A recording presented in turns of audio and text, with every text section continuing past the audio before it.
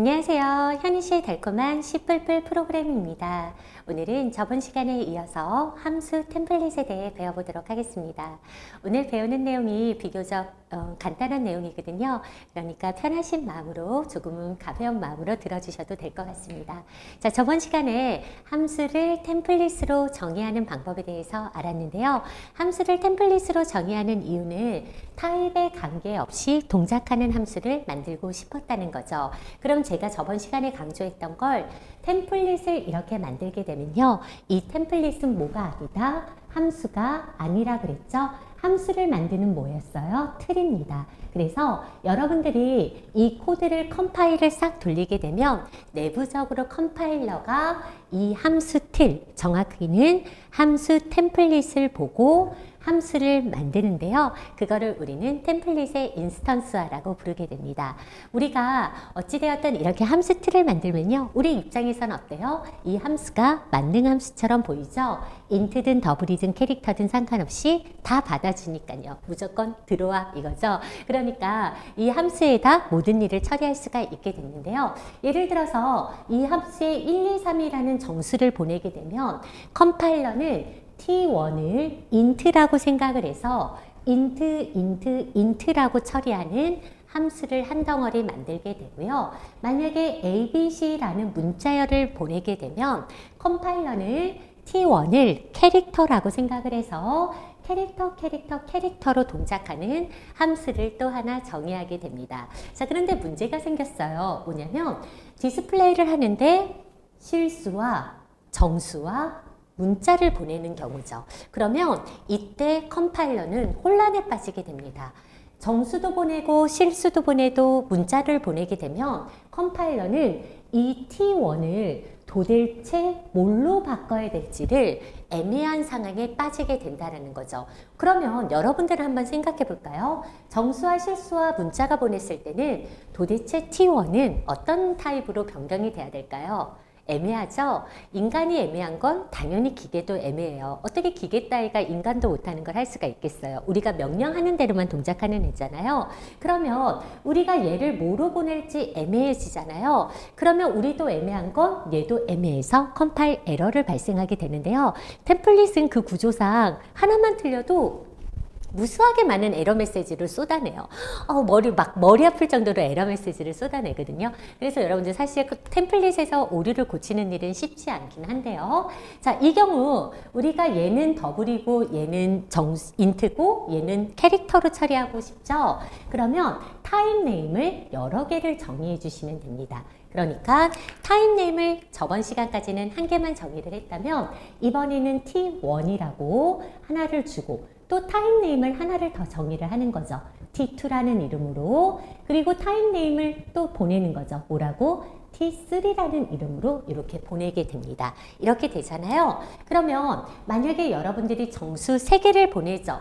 그러면 T1은 int, T2도 int, T3도 int라고 생각을 해서요. 우리는 여기에다가 뭐라고 주면 돼요? T2와 T3 이렇게 주면 되겠죠. 그러면 이때 T1, T2, T3는 모두 다 int겠죠. 만약에 문자를 3개를 주게 되면 T1 캐릭터, T2 캐릭터, T3도 캐릭터라서 캐릭터가 될 테고요. 그럼 이와 같이 다 다르게 주면 어떻게 돼요?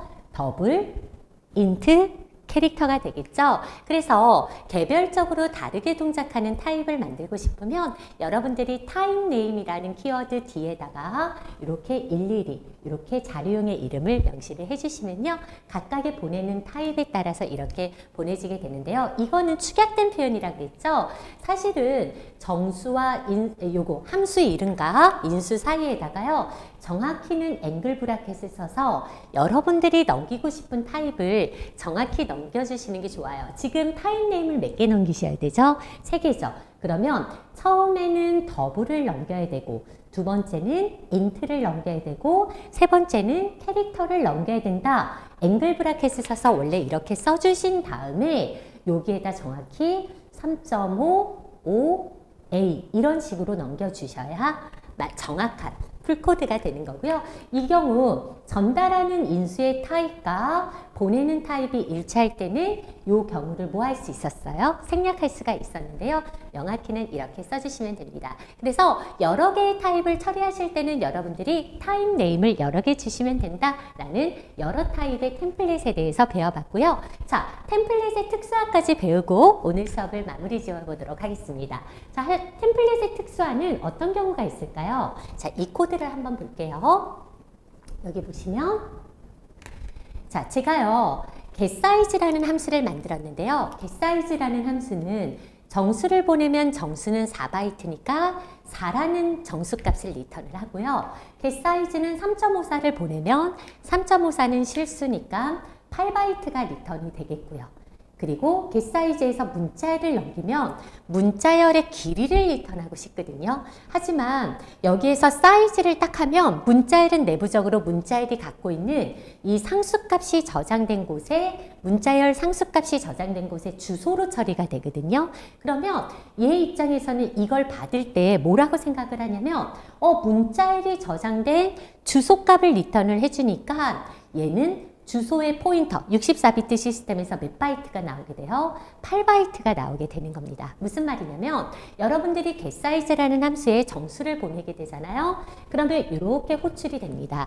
그러면 아그가 5를 받죠? 5는 정수죠. 그러면 size of 얘 바이트를 리턴하는 연산자인데 바이트를 이제 리턴하는 연산자죠. 이 연산자를 가지고 아그를 뽑아내면 5는 정수니까 4바이트가 쏙 리턴이 될 겁니다. 자, 그러면 실수를 보내게 되면 실수가 3.54를 아그가 받아서 이때는 8바이트죠. 그럼 헬로월드를 보내게 되면 헬로월드는 상수 영역에 잡혀요. 데이터 영역에 이렇게 상수, 리터럴 상수는 데이터 영역에 잡히게 되는데 이 데이터 영역에 잡히는 곳에 주소값을 보내게 되는 거야. 그러니까 내부적으로 문자열은 문자열이 갖고 있는 주소값으로 처리가 되거든요. 그러면 여기에서 보내는 건 주소값이기 때문에 여기에서 아그는 const 캐릭터 포인터 타입을 받아요. 그럼 주소값의 사이즈를 리턴을 하니까 64비트 시스템에서 몇 바이트가 나와요? 8바이트가 납니다. 여기 문자열이 아무리 길더라도 문자열의 크기는 항상 8바이트가 나오게 되거든요. 근데 우리가 예를 들어서 이 문자열을 넘겼을 때 문자열을 구하고 싶은 것이 아니라 문자열의 크기가 아니라 길이를 구하고 싶었던 거예요. 그러니까 헬로월드 같은 경우는 공백까지 포함해서 11글자잖아요. 그러면 11바이트라고 리턴하고 싶었다라는 거죠. 이랬을 때 이 콘스트 캐릭터 포인터만 특수화를 시킬 수가 있는데요. 템플릿에 특수화시키는 방식은 이렇게 템플릿을 만드시고 나면 이렇게 템플릿을 만들고 나면 이 템플릿에 대한 특수화라는 의미로 이렇게 템플릿에서 앵글 브라켓만 이렇게 써줍니다. 이게 템플릿의 특수화를 의미하게 되는데요. 요 함수를 특수화시키고 싶으신 거죠. 이 함수를 특수화를 시키고 싶었는데 콘스트 캐릭터 포인터 타입만 다르게 동작하는 게 특수화를 시키겠다라고 정의할 수가 있어요. 그러니까 콘스트 캐릭터 포인터를 제외하고는 다 여기를 호출하게 돼요. 그런데 콘스트 캐릭터 포인터만 여기로 동작하게 만들고 싶잖아. 그러면 템플릿에 특수화를 시키시는 거고요. 이렇게 특수화를 시키게 되면 얘는 여기를 찾아가는 게 아니라 특수화된 여기로 찾아가게 되거든요. 왜냐하면 문자열은 콘스트 캐릭터 포인터가 받으니까요. 그러면 문자열은 콘스트 캐릭터가 받아서 길이를 리턴하게 해주면 문자열을 제외하고는 다 사이즈업으로 계산이 되지만 문자열만 특수화가 돼서 문자열의 길이가 리턴되게 만들어질 수가 있게 됩니다. 즉, 다 똑같이 동작하는데 특정 타입만 다르게 동작하고 싶다라고 하면 여러분들은 템플릿을 특수화시켜 주시면 되고요. 특수화시키는 방법은 템플릿 아래다가 특수화라는 요 명령을 쓰신 다음에 정의를 해주시면 될 것 같습니다. 이렇게 해서요. 템플릿 두 번째 시간 여러 타입의 템플릿과 그리고 템플릿을 특수화시키는 방법까지 알아봤습니다. 감사합니다.